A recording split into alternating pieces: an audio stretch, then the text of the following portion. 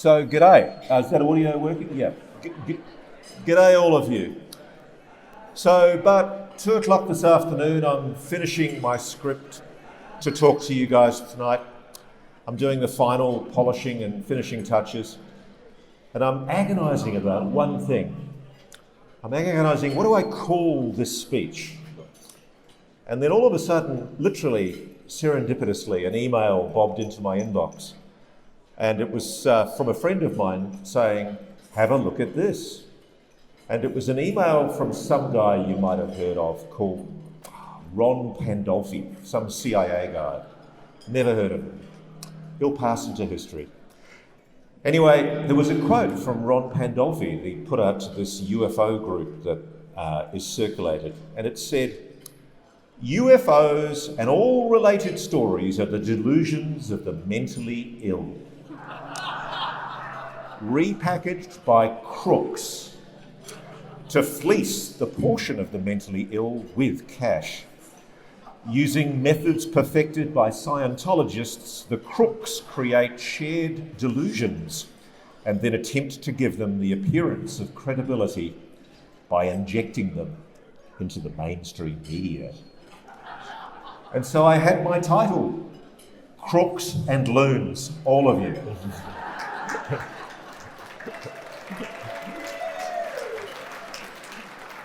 But I've got another title. I changed my mind. And getting a little bit serious, it's coming up to 77 years since the Air Force, the US Air Force, created Project Sign, aka Project Saucer. And it was the first ever official US government investigation into UFOs. It was set up by General Nathan Twining, and its stated goal was to collect as much data as possible about UFOs on the premise that these objects, unknown objects, might pose a threat to national security. And of course, as we all know, a decision was made to cover it all up. And that's pretty much been the policy for the last 80 years. There was a paper that came out the following year where the airport said that some UFOs seemed to represent actually a craft. There wasn't enough data to determine their origin, but the public was reassured that almost all cases could be explained away by prosaic, ordinary causes. It's pretty much the same lame explanation we're getting today, and it wasn't until 1956 when a guy called Captain Edward Ruppelt published his book called The Report on Unidentified Flying Objects. And he revealed that the US Air Force had actually had a secret report that they'd buried, surprise, surprise. And that report, well, this is my title, was called The Estimate of the Situation. So today, I'm doing you an estimate of the situation. And it struck me, it's a good one, because of course the Air Force denied that there ever was such a thing as an estimate of the situation, so it's time we had one. Obviously, nothing much has changed in 80 years of public statements on UFOs from government. There's been an institutional cover-up, and it continues to this day. The evidence, I believe, is overwhelming that there's been a cover-up, a campaign of strategic disinformation, deception, a devastatingly effective campaign of threats, ridicule, stigma, taboo, to encourage the public not to take UFOs seriously. And that's pretty much the view that's held by most of the people in the news media. About 99% of them, I suspect, have failed to inform themselves about the reality of this cover-up. And the whole hole in the edifice of this cover-up is, why would you need to cover something up if there's nothing there to hide? And there's a fantastic, I recommend you read it. There was the New Paradigm Institute did a report about a week or two ago where they looked at this disinformation campaign, and they talked about the use of national security laws, the Invention Secrecy Act, the Atomic Energy Act, threats to people's lives and livelihood. And of course, if you believe the recent whistleblowers, which I do, the simple fact that people have been murdered to protect this secret. It's serious. It's gravely serious. It implies that the cover-up has become so desperate that they've even murdered people to keep the big secret. Now, this isn't a wacky conspiracy theory. It's true because we know there are actually documents that record the decision made by the US government, the CIA in the main, to cover this up.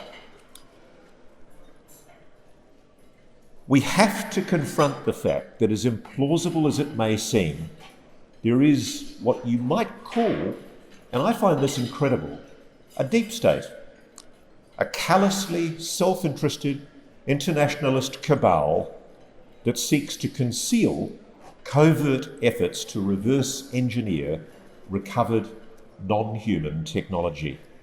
And it's restricting access for all humanity, I believe, to potentially world-changing technologies in science. But, you know, in my mind, the most sinister and disturbing allegation about this covert cabal is that they seem to believe they're operating completely outside the constraints of sovereign government. I used to be a lawyer, and I was trained in law and taught to respect and love the US Constitution. It's a fantastic document. 2 years ago, after years of agonising, trying to figure out what he should do about the secrets that he'd uncovered inside the national security state, David Grusch, a former senior intelligence officer with the National Geospatial Intelligence Agency, who was working as the NGIA's lead liaison with the Pentagon's UAP task force, investigating UAPs, left his job and made the absolutely momentous decision to go public with what he knew. It was an act of total courage. David and I had been talking for some time about what he should do before he eventually made that decision. I don't think people appreciate even now just how huge a decision it was for David to walk away from an illustrious career in the intelligence community on principle. Nor do people understand, I don't think most people care, how much he's suffered as a result of making that decision. I can tell you that the day we recorded my interview with David in Los Angeles, in a locked-down studio under intense security, everyone in the room felt a dead silence after we stopped recording. There was a profound sense that what David had revealed was not only shocking, but historic, world-changing, a defining moment in history when a military officer honoured his oath, not to the military unit that he worked for, but to what you always swear an oath to as an American military officer, to the US Constitution. I've met a lot of hardened American combat soldiers in my time covering horrible wars, but I can tell you that what David chose to do that day was a rare, selfless act of bravery, driven by a principled belief that you, the people, have a right to know. And I'm told that the gatekeepers of this monstrous secret went into an absolute tailspin, a blind panic after he went public.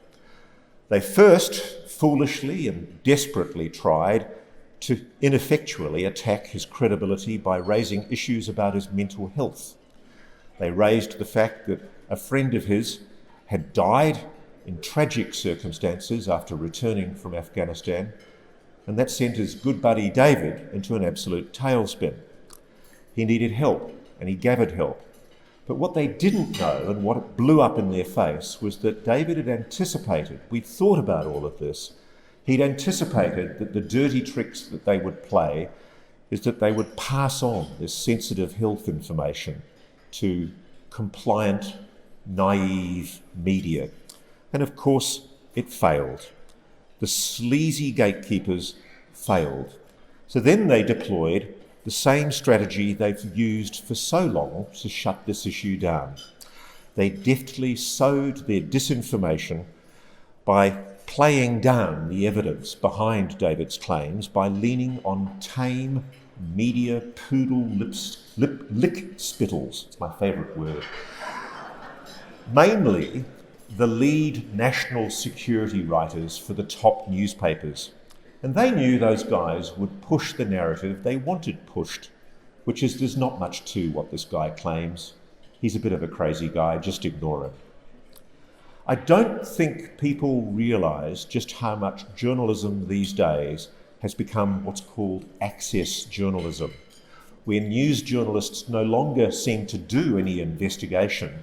They only get news stories because they're in the loop. They're fed information by the national security state as a trusted partner, a confidant, a collaborator. Here's a great front page scoop, guys. Here's this wonderful story about Ukraine or the Middle East, and the understanding is you don't bother us with this irritating story about David Grusch. Otherwise, you may not get invited back for the discreet briefings in the General's office on a Friday night. And this is how they've done it for 60, 70, 80 years, and it used to be so easy to manipulate public information when you knew that if you could get 3 major national newspapers to carry a particular line, you had the public in the palm of your hand.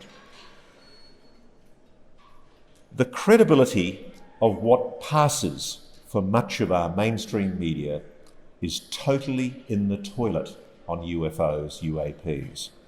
Nobody is listening to the approved columnists and commentators anymore.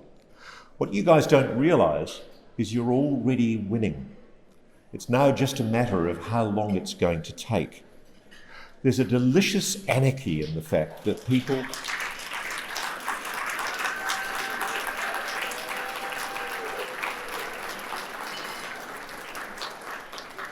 There is a delicious anarchy in the fact that people are now going online to seek their own news information. We've seen how some of the best journalism, the best investigation, the best questioning, it's no longer being done in those mainstream broadsheets.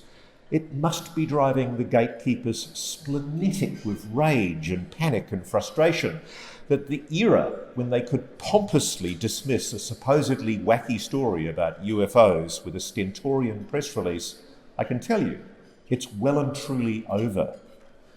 But most of all, what the national security state tried to do to suppress David Grusch's story was to ignore him. They realised they couldn't attack his credibility, so they just ignored him. And look, what we have to acknowledge is that to date, that has worked pretty well, and we need to explore why. When President Biden's White House National Security Communications Advisor, Admiral John Kirby, was asked about David Grusch's allegations, he declined to comment.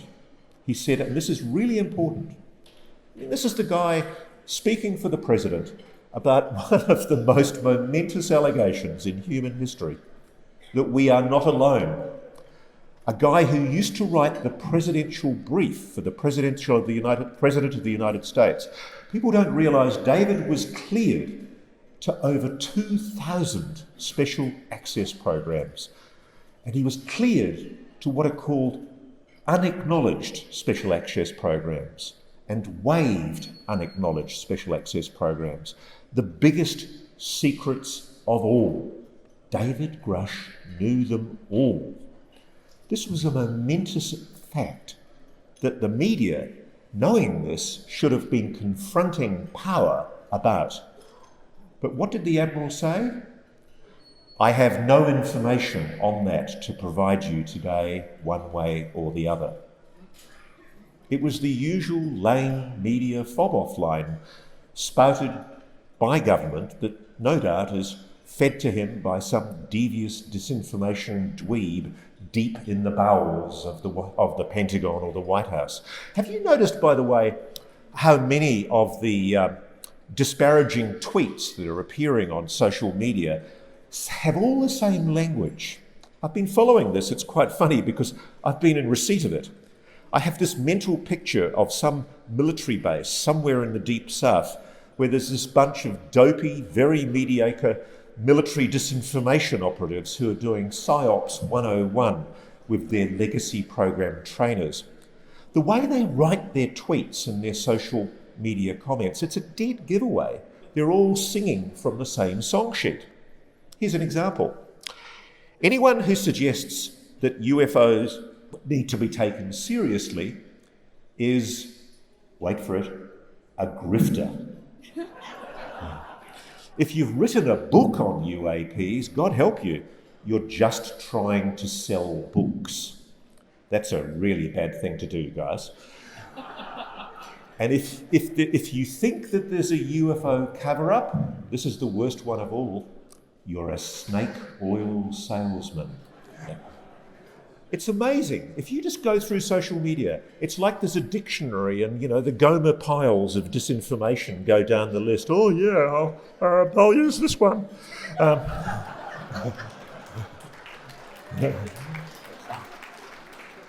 Just coming back to Admiral Kirby for a moment, when he said he's got nothing to say about David Grusch's allegations, and he never did. Think about that. This is the White House press corps, the absolute pinnacle, the apex of the elite of the American media, the best of the best, the best of the brightest, people who are going to hold power to account. What a load of I have no doubt at all that history will record that the White House press corps, when the Admiral said this, rolled over like supine poodles and let the Admiral tickle their tummy. And it's really interesting.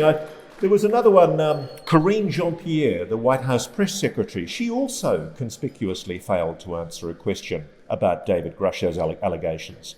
She flicked it to the Department of Defense. And any professional journalist should have held her feet to the fire more aggressively and asked, why? Why? Why couldn't the president ask a simple question? Why doesn't he have anything to say? Nothing to say about the allegations of a senior intelligence officer who was revealing the biggest scandal in human history. And of course, my personal favourite, the frantic Don Quixote of UFO denialism, the Defence Department's PR woman, Susan Gough. Miss Gough, a trained disinformation PSYOPs operative, issued a meaningless statement on the behalf of the Department of Defence, stating that the Defence Department's Arrow knew nothing about this. She didn't answer the question, though. If you think about it, it's what they do all the time. The question was, what does the Defence Department know about it? Karine Jean-Pierre had flicked this to the Defence Department. And you've got to watch this. This is what I'm trained to do. When the Defence Department, through Susan Gough, answered, she confined her answer to a little tiny unit called Arrow. So let's just remind people how big the US Defence Department is. This is how absurd this is. It's an organisation with a budget of $900 billion US dollars a year. It employs nearly 3 million people. It's an insult to the public's intelligence that Ms. Gough gave a response confined to what was known about David Grusch's allegations by a tiny office that investigates UFOs that has an $11 million budget and around about, at that time, 12 staff. I mean, it's ridiculous. Moreover, again, the media, most people don't realise this.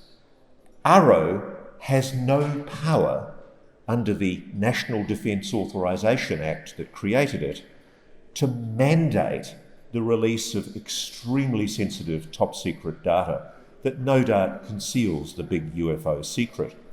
Its access to classified information is severely limited, which is why it's so meaningless when Susan Gough answered that very broad question sent by the White House as if it was confined to what just Arrow, which is a pimple on the Pentagon's bottom, supposedly knows. What she said was, to date, Arrow, the All-Domain Anomaly Resolution Office, has not discovered any verifiable information to substantiate claims that any program regarding the possession or reverse engineering of any extraterrestrial materials have existed in the past or exist currently. So it sounds like a sweeping statement, but on behalf of a tiny little organisation that doesn't even have the power to answer the question. It's one of those tricks that defence uses. Government departments do this. One of the other things they do when they're asked a specific question as well, are there aliens? Are there UFOs? Is they come back and they say, we've discerned there is no threat to national security. I'm sorry, that's not the question. And it's interesting because what you've got to do, and what I never see on this issue, is media following up and asking further questions. And that's what you've got to do to hold power to account. I think this is why, just in the last week or so, you've seen Arrow being given an enormous kick up the bottom by Representative Anna Paulina Luna. And she tweeted, "I am now convinced that Arrow should be defunded." And she's talking about the ongoing FBI investigation when she says, there's another organisation doing a better job than Arrow, and they're offering full transparency. And you know what? They are. I'm increasingly optimistic that the FBI is doing a very good job. They're asking the questions. They're asking the questions that Congress has so far failed to do. They're asking the questions that Defence was never going to answer. And quite rightly, Representative Luna is indicating very, very strongly that the Defence Department and the intelligence community should never, ever be trusted with controlling any agency that's controlling the collection of UAP data, because there are people who control Arrow inside Defence who are bald-faced liars. And under the terms of the US Constitution, they are traitors. Strictly speaking.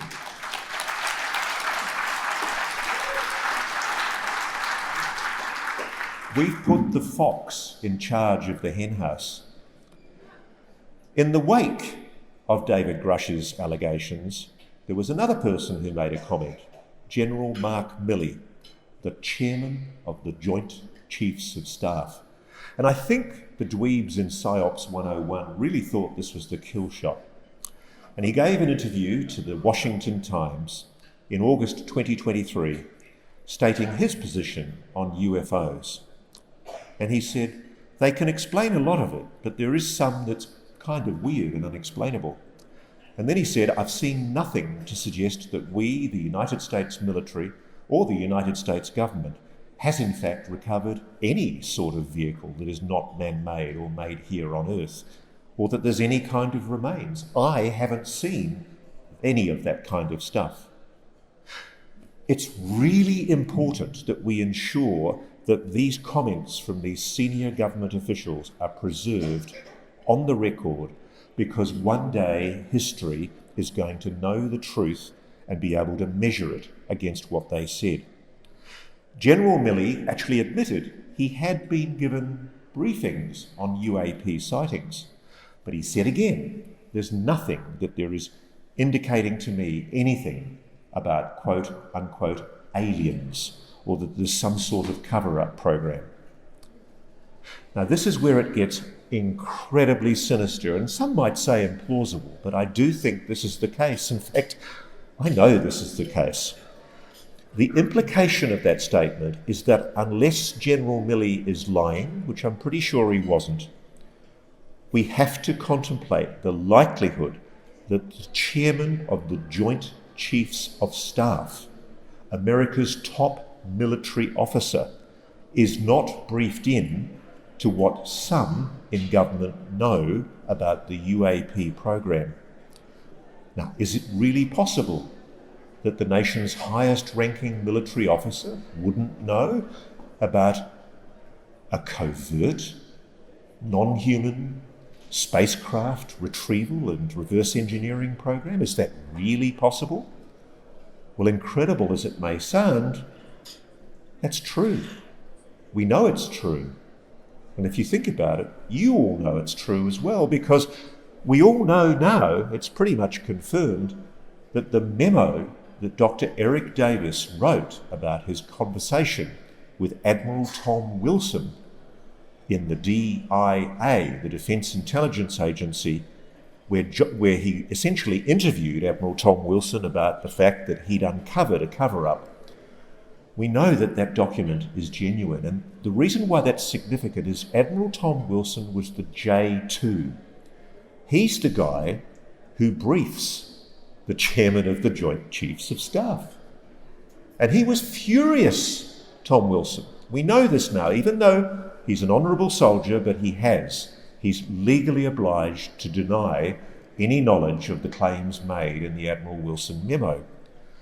He was confronted with the allegation that there was this covert alien spacecraft retrieval and reverse engineering program, and he discovered it. That's what the memo reveals.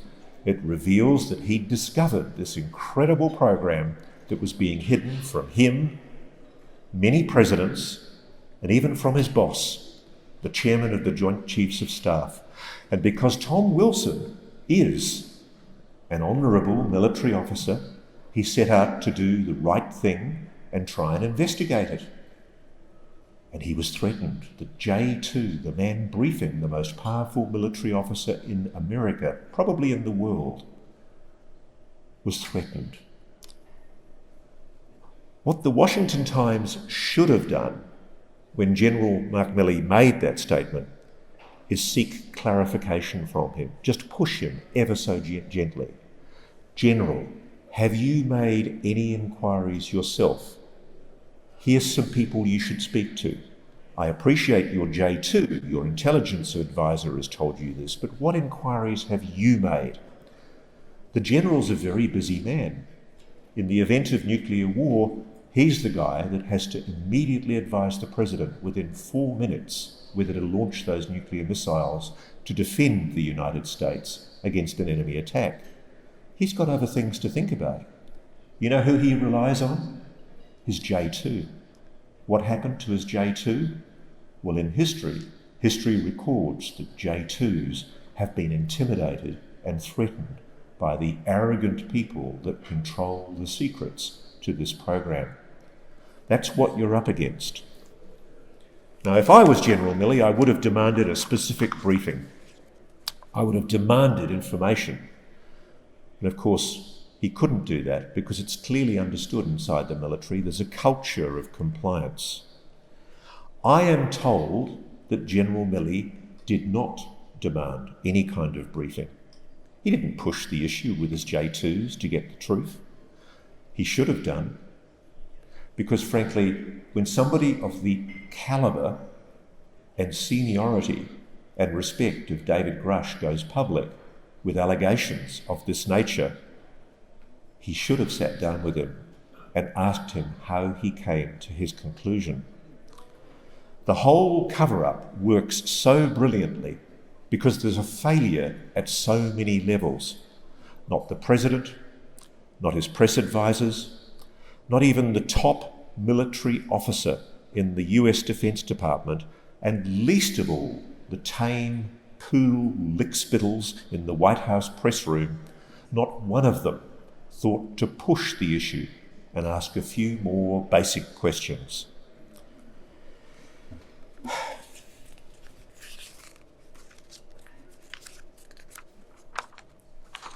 Let's assume we're all wrong about this. Let's assume for a moment that it's possible that David Grusch and every other former official who's alleged that there is this covert program are completely deluded. Okay, where's the harm then in actually properly answering that question once and for all? Investigate these claims. What have you done to attempt to inform yourself? What instead has happened is we've been deceived yet again, just like Project Blue Book. The Pentagon's UAP office has been used to portray an illusion, a deception. And I have no doubt that history will eventually come to judge poorly those in Congress The supposed watchdogs like the GAO and the Inspectors General, those in executive government leadership, including presidents and their spokespeople, but most of all, in my view, the mainstream media, for their freedom was there to properly investigate the great UAP cover-up. One day, and I know it's going to come very, very soon, there will be a sorry reckoning about how it was all of those, no doubt, well-intentioned people failed to do their jobs. It's easy to get despondent about how little traction the UAP UFO issue is getting, 77 years on from the first reported estimate of the situation. Even after 8 years of extraordinary revelations and a succession of brave whistleblowers coming forward. Yes, there is a UAP caucus in Congress, and there are some very well-intentioned politicians sticking their heads up, pushing for answers. But at the moment, you're not seeing what's needed, which is a bipartisan coalition of both sides of the congressional leadership at the very top, conspicuously pushing for answers. You're also not seeing any action from the president, who promised transparency when he was campaigning to become president. He's issued executive orders for Epstein, JFK, MLK, RFK, but conspicuously, he stayed absolutely silent on UAPs. I hope President Trump has the courage to do the right thing. But you know what? Don't despair, because ultimately, truth has a way of wriggling its way to the surface. One of the things I love in my job as a journalist is how the dirtier the secret, the fouler the stench. And forgive me the vulgarity, always rises to the top. Thank you.